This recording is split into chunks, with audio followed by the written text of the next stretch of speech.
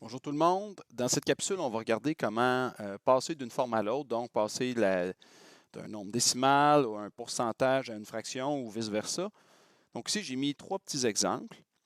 Donc, premier nombre décimal qu'on doit transformer en pourcentage, c'est 4,34. Donc, 4 et 34 centièmes.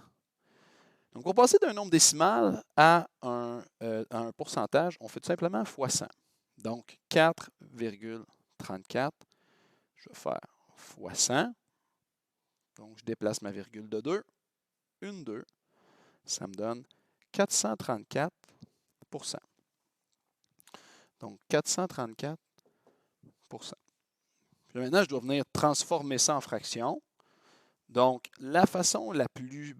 en fait, ici, il y aurait deux façons. Soit que tu commences par 434 sur 100, puis ensuite, tu décides de simplifier. Donc, tu peux faire ça. Soit que tu y vas, je dirais encore, à partir du nombre décimal. Donc, tu écris 4 et 34 centièmes. Donc, comme ça, je peux tout de suite affirmer que je vais avoir un 4 à la position des entiers dans mon nombre fractionnaire. Puis, il me reste seulement la partie fractionnaire, donc le 34 centièmes à venir simplifier. Donc, 34 centièmes, je peux, ici, là, je vais le mettre en rouge, là, le 34 centièmes, ici, ben, je peux diviser par 2. Donc, 34, il se divise par 2, 100 se divise par 2. Donc, divisé par 2, divisé par 2, je simplifie ma fraction. Donc, je vais obtenir 17 cinquantièmes.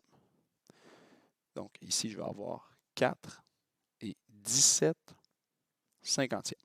Puis 17 cinquantièmes, ben, je ne peux plus réduire ça. Donc, 4 et 17 cinquantièmes.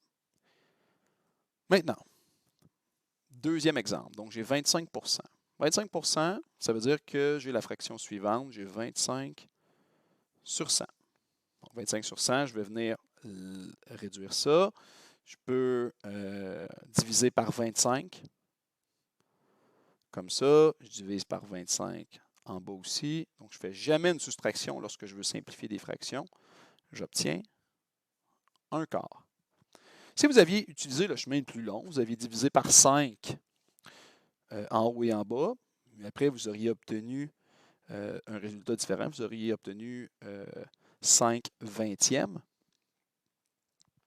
Puis ensuite, vous auriez pu encore le réduire une autre fois. Donc ici, c'est juste que j'ai réduit en une seule étape, mais c'est toujours possible de le faire en plus d'une étape.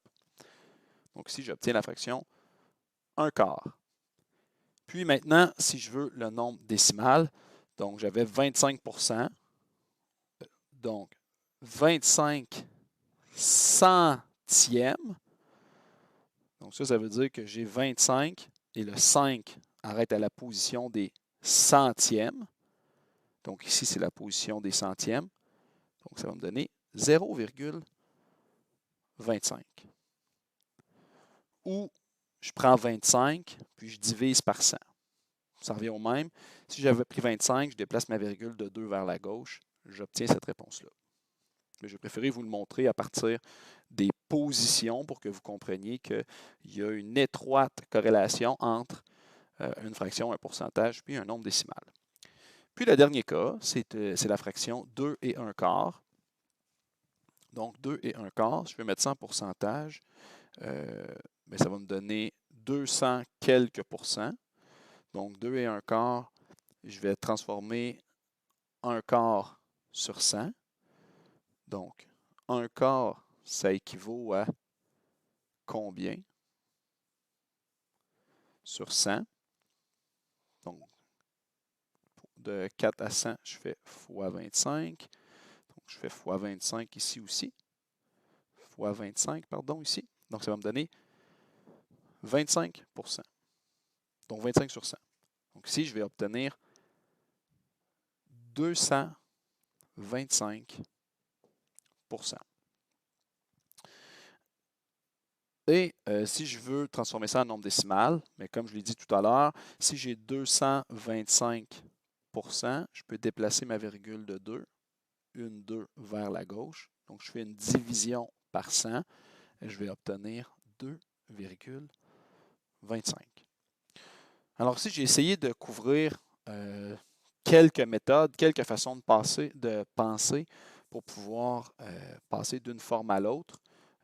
Je suis ouvert à ce que vous utilisiez n'importe quelle autre technique en autant que vous obteniez les mêmes réponses. Puis toujours vous rappeler que lorsqu'on vous demande d'écrire une fraction, pensez à la réduire. Donc c'est important de réduire une fraction.